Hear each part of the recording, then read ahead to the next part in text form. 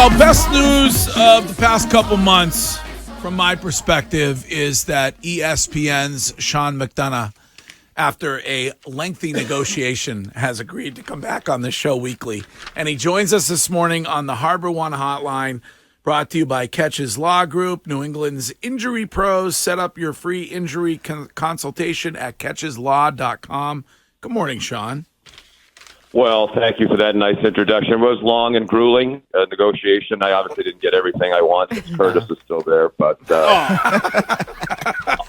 on we go. Yeah. No, well. Curtis knows how much I love him. I was chuckling away there at the top 5 things that are more real than Chime's 20 handicap. Yeah. I mean, a little fraudulent on the handicap. Yeah. And I don't mind. I mean, I don't know. Sean, you play a lot of golf. I don't know how many people are actually, what percentage of people are telling the truth when they tell you what their handicap is. Well, I'm one of them, but the thing that bothers me more than the people who, nobody likes to play the sandbagger who claims they're a 20 handicap and then you give them a bunch of shots and they shoot 77. And That's it's definitely amazing not how many me. times I've seen, it's amazing how many times, I just had the round of my life. But the worst thing is when you get somebody who says they're, a 5 handicap, and then they go out and shoot 90, and they're your partner, and there's no way they're even close to a 5 handicap. They just want to have a vanity handicap. Right. That's the worst. Yeah. Jay Billis, I did the college basketball with for the ESPN for years, and he said he's like a 7 or 8, and we play all the time. And it's like, let's play every day, Jay, for as much money as you want, because you're just not a 7 handicap. You're a wonderful guy, but so anyway. By the way, congratulations on your golf tournament. I think it just happened, and you raised more money. You continue to do that, which is awesome. Well, yes, thank you. And thank you to a lot of people. We had a great couple of days. We started a fund at Brigham and Women's Hospital to try to cure cardiac amyloidosis, help Dr. Rodney Falk and his team do that. That's what my dad died from 20 years ago. And so a lot of wonderful people helped us. We raised $560,000 Wow. Sunday and Monday with our Sam Adams draw party at the Boston Harbor Hotel and then the golf tournament down at BGC. But a lot of great celebrities who were hysterical. Bill Murray, Charles Barkley, Joe Buck, to name just a few, came to support us, and people are incredibly generous. So it was a wonderful few days. I'm still recovering, but it was a great time.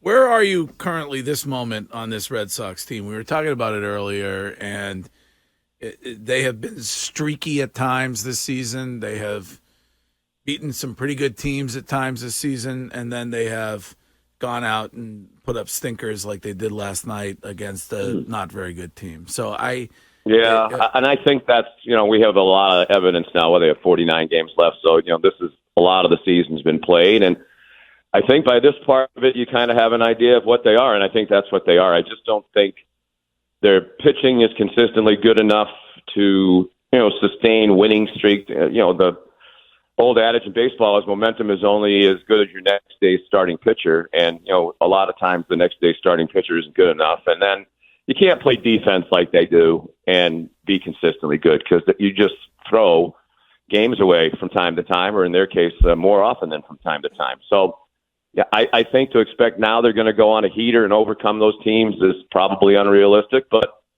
we can cling to Trevor Story coming back should help. Chris Sale hopefully coming back and staying healthy and pitching well would help. But I just don't know even if that's enough. were you surprised that Heim didn't do anything at the deadline? Yeah, a little bit, and I think it's probably what the basis of your question was, right, about who are they? I think, they're probably trying to figure that out. Do we give stuff away to add if it's not really that realistic? And, to me, it's great to make the playoffs, but I think an organization like the Red Sox, that shouldn't be good enough. I think if you should be trying to win the World Series. That's what the Red Sox historically have done, at least try. So, but maybe they came to the conclusion, it just wasn't worth it because even by adding something and at significant, there still wasn't going to be enough there to realistically be a World Series contender. And I would certainly agree with that conclusion unless they made a number of big moves. So moderately surprised, but not really. Sean, when it comes to the pitching, it has been a bit since we've had, a 5-man rotation. But you look right now, it goes Pivetta, Paxton, Sale, Bayo, and Crawford, given that Sale comes back on Friday. That just doesn't seem good enough to be the Boston Red Sox. Do you think that falls on Heim? Yeah, I think anytime if you reach the conclusion that you've reached that, it isn't good enough, the roster isn't good enough, then that would be on Heim. We'll see what happens. Pivetta pitched really well in the bullpen. Maybe he can carry that back as a starter. Paxton's had a really good year, as we know. Bayo has emerged. I mean, to me, it has the potential of being a decent starting pitching staff, but they have to go out there, keep everybody healthy, and have them all kind of put together quality starts time after time, which hasn't happened at all. In your mind, are both Heim Bloom and Alex Cora here next season? That's a good question, and I'd like to tell you that I'm more plugged into the front office politics or whatever, have some direct line to the ownership group, which I really don't. So it would be just guessing. I do think when you're judging, the general manager, at a certain point, the play of the Major League Baseball team has to be better. I know you can talk about, well, we have more prospects and blah, blah, blah. I've never been a big believer in that because you don't really know what those prospects are going to be until they get here. And a lot of times they're not what people were judging them to be. So, I think if it were me making that decision, Heim would probably be in greater danger than Alex. We've seen Alex win a World Series, and I think he's a very good manager. But we just spent a lot of time talking about this. The quality of the roster still isn't very good, and not good enough to win a World Series. That's for sure. Sean, you talk about the quality of the roster. You've seen a lot of baseball throughout your life. How good can Brian Bayo be? Oh, I think really good. I think he's. We've seen that already with a lot of his outings this year. I like the fact that he's obviously for a younger guy very poised. He keeps the ball down. When he misses high, it's on purpose. He doesn't mistake miss in the middle of the plate. Which was kind of the problem. It seemed to me watching the game last night that Cutter Crawford had. He didn't have great command, and then when he missed, it was just right in the heart of the plate. So. No, I think he has. I think we're just seeing the beginning with him, and if you had to bet on the future of just about anybody on this team right now, who's a younger player who has a really bright future, I think he'd be number one. Sean, you've been doing this for a long time. Have you ever seen something like what was done to Kevin Brown by the Orioles? Yes, I have. Maybe was it your own? Was it maybe your own? Maybe your own experience. Maybe. Well, I did get a phone call if I wanted to come on a TV show today to talk about Kevin Brown. I said, you know what? I think I'm going to let that go because there's no reason to revisit things that happened a long time ago. And when I left, it was after 2004, I guess. There was speculation then, he was too candid or whatever. And, I tended to believe that might be a part of it. It was more the financial part of it to me is what Nesson had the problem with. So I don't think, I don't know. It's probably a combination of those things. And I know the ownership group didn't like my dad. So although my dad was gone by the time I was gone from the Red Sox, but I can relate to it. It's a very fine line as a broadcaster, especially for a team. You want to be honest and candid. I always wanted to be. I think it's ridiculous to say, well, there's no chance he could have caught that fly ball and hits the guy right in the gloves and falls to the ground. I mean, you just destroy your own credibility. So, but that's what some teams expect. The comical part of this is Kevin. He didn't say anything wrong. I mean, it wasn't like he ripped somebody or said whatever. The Orioles are cheap, or they're not trying to win, or the manager's an idiot, or it was just. He was complimenting the team. He was saying saying they're performing better lately. I mean, he was, and I know Kevin pretty well. I mean, he's he's a Syracuse graduate, and he started with the Syracuse minor league baseball team as I did, and So I've talked to him a lot over the years about this sort of thing. But, it's hard for broadcasters, right? Because you want to be candid, but you also want to, not be, just delusional. So, but this is even worse just because, Kevin didn't say anything wrong. And, I think it's going to be good for him. And, a lot of people never heard of Kevin Brown.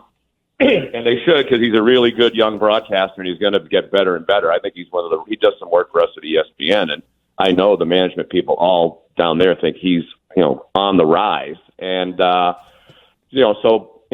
think the way everybody's rallied to his defense, and it's included really nice compliments about Kevin, which he deserves. I think this is the kind of thing that may help him in the long run. Okay.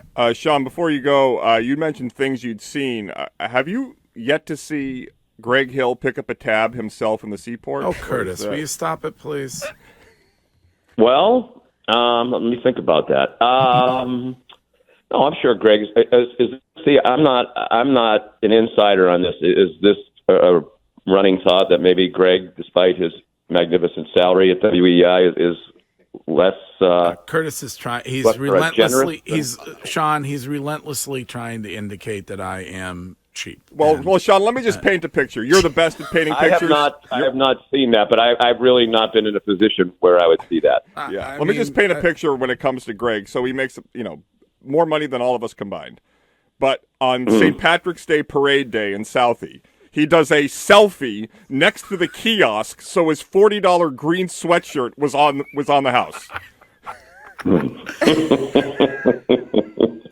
Well, Mr. Hill, would you like to rebut that? Because right now I'm leaning toward the Curtis side of the argument. First of all, Sean and I are neighbors. I see him very frequently. Okay. Oftentimes at Savor, which is a fantastic new restaurant. And you don't save there. And Greg does. And well, you know what, Greg? I got a great idea. Why don't we meet there tonight, and you could buy dinner, and I'll see. Okay. All right. Perfect. I think. Don't you have a game to do tonight? I do, but I'll skip it if it means that, they're going to get free into your So wait, is the free? Let me ask you this: doesn't. Are you? Do you think Joe Castig's ever going to have to worry about the Red Sox yanking him off there because he's too negative? Well, my question was going to be: Joe can handle it by himself, or I'm sure Will would happily jump in.